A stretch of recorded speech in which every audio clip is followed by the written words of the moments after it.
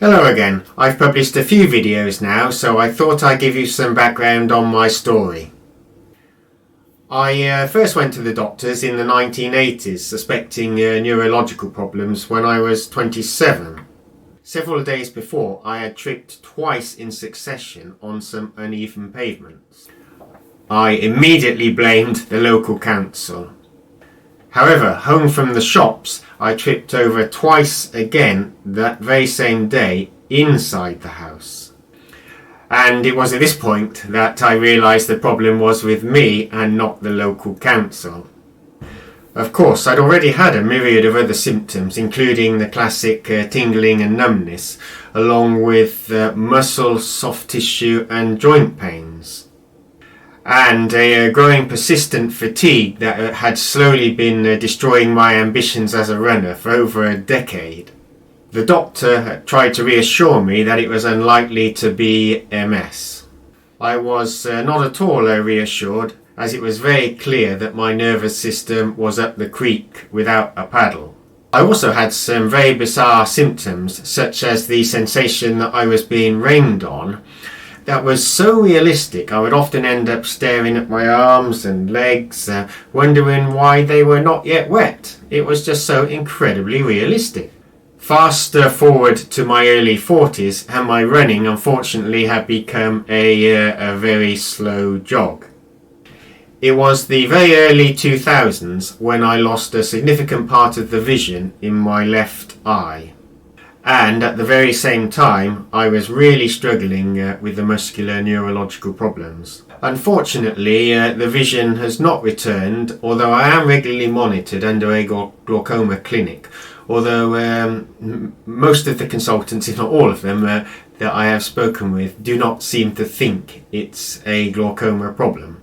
At times, I was struggling to walk, so I paid for a private MRI scan rather than wait the regulatory many months on the NHS.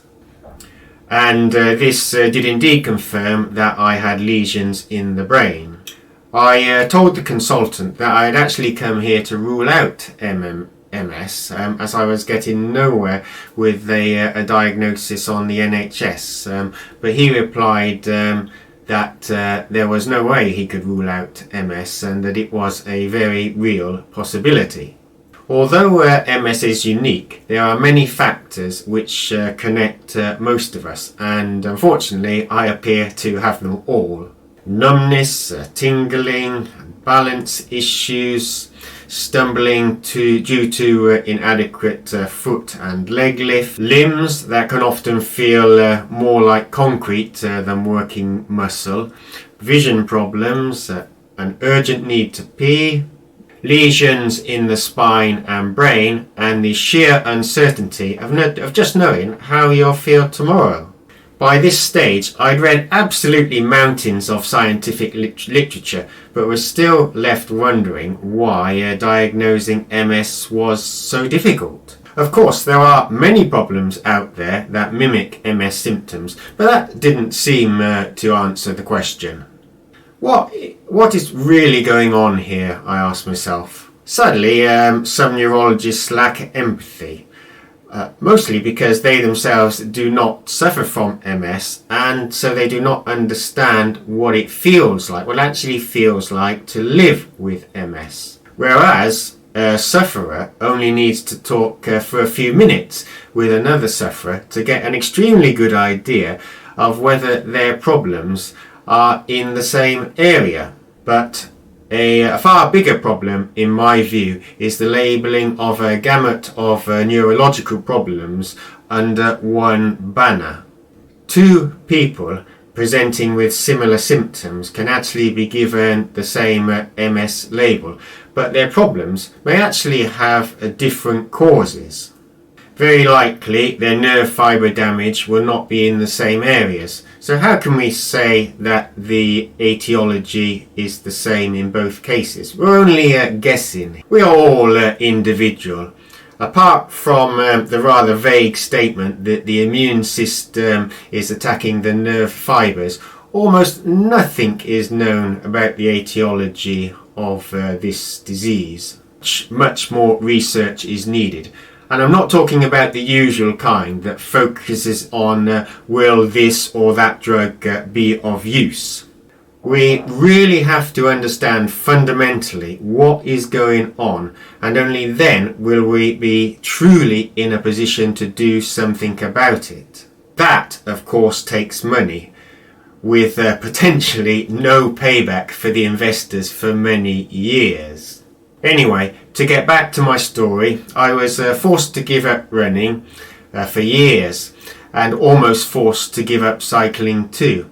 At times, I could only cycle a few hundred meters. After using a wheelchair to go on a family holiday, I realized that my health was at a critical point.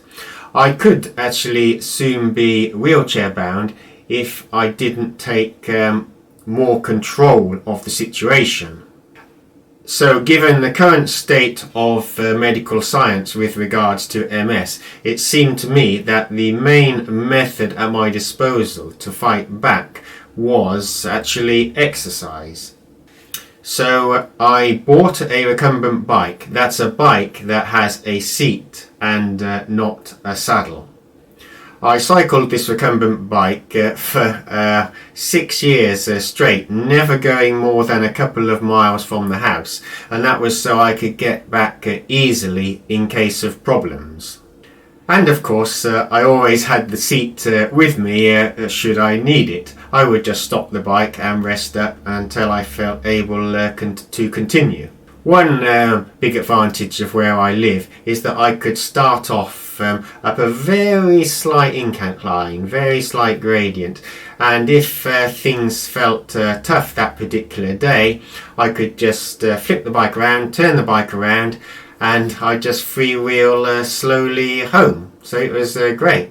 With the passing of the years, I started to realise that there were more and more days where I was feeling stronger. And so one day I decided to risk a longer loop, went 5 miles away from the house. And I got away with it. Didn't seem to be any after effects the next day. And from that point, the rides got gradually longer, and I even got back to rejoining my local cycling group, Sotonia. And over these years, I had a CT scan and 2 more MRI scans, all on the NHS. Both MRI scans showed up even more lesions, and worryingly, a large area in the frontal lobe that the consultant said, that could be an artifact. An artifact is something caused by the interaction of the patient and the machine, and not, such as movement, for example, and not something that's actually physically present in the brain. Yeah. However, the consultant didn't seem very sure. And anyway, as I was later informed in a letter to myself and my GP, there couldn't be much wrong with me, as I'd actually shown up to the consultation in my cycling kit. And furthermore, the cause of my severe osteoporosis was very likely my rubbish pescatarian diet. I clearly needed to get my act together. On the plus side, if you can call it that, I was offered a lumbar puncture, but I declined, as the consultant said that even if they found the indicators they were looking for, they may still not diagnose MS. Now, a lumbar puncture is not a procedure to be taken lightly, and it had already become clear from the neurologist's attitude that they really wanted me in a wheelchair before they'd even consider that something may be amiss. They simply could not understand that it was my healthy diet, positive attitude and exercise that was actually keeping me out of the wheelchair. So rather unsurprisingly, I decided to go my own way and left the hospital feeling rather sorry for those patients that I chatted to in the waiting room who were clearly being let down by the current state of affairs.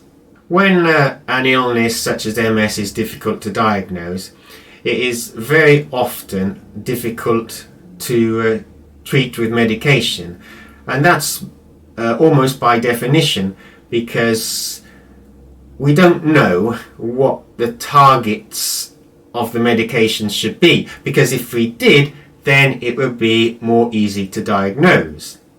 Unfortunately, hidden diseases, of which MS is actually one for the majority of sufferers, do not attract much attention, do not attract much research. That's because the majority of time when MS sufferers out and about, it doesn't seem like there's anything wrong with them. And of course, when they become housebound, then they're not out and about, so they can't be seen anyway. So, having decided to tackle things via exercise, over the next few years, matters went very well for me. But it was clear that the MS was always there in the background, plotting, waiting patiently for its next assault. And during this time, although the quality of my life wasn't as I would have really liked, it wasn't actually that bad either. The main inconvenience was that I would have to restrict my level of activity, and that was so in order that I could carry on the next day. I firmly believe that I slowed the progression of MS for many years, and those were quality years that were actually added to my quality of lifespan. However, around the age of 54, the usual MS symptoms were beginning to get worse. My bike excursions, they were getting shorter and shorter. And then one day, not feeling at all well, I'd only been out for 10 minutes, I fell off my bike and fractured my right hip. Unfortunately, it was a completely displaced fracture. The accident would certainly not have happened had I been healthy. But then again, if I'd stayed at home every time I felt unwell and didn't go out, then I would have been in a much worse situation overall. I would have never got out. So after a failed operation to try and save the hip, I had a total hip replacement about a year later. That was in 2016. It was a concerning time, as I couldn't exercise much. It was a period of relatively low activity, and I was worried that MS would take full advantage of it. One thing I did notice is that I would often do well on holidays, and our holidays involved lots of walking, often on very hilly paths. This was very good for working on the balance and maintaining cardiovascular fitness without overdoing things. And it was during the pandemic that I was walking almost every day, and longer distances. Sometimes I would even try a couple of 50-metre jogs or so as I was getting towards home. And I'd even started to think about the park run. Now, park run is something that didn't exist in my former running days, and I was wondering whether, crazy as it seems, I might actually be able to do it. After all, it's only 5k, and it's quite possible to walk an entire park run without jogging a single step. So in July 2021, I signed up for park run and ran my very first event at Eastleigh, finishing in 25:22. Actually not a bad time for someone in their early 60s, and considering it's on one of the 10% most difficult or slowest courses in the UK. To date, my best time is 22:57, and yes, of course, I want to go faster.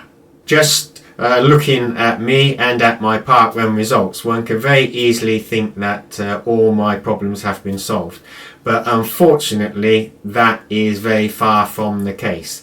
There is often payback for such an effort. The following day, I can be a complete wreck. Severe headache, dizziness, limbs that feel like they've turned to concrete, sickness, Bizarrely, even my teeth hurt and my cheeks can ache. They can be just as stiff as the leg muscles. Now, the areas of the body that you would not think should be affected by running, when you've got neurological problems, it can be any area that gets affected. I still actually get numbness and tingling, which very often happens when I'm running.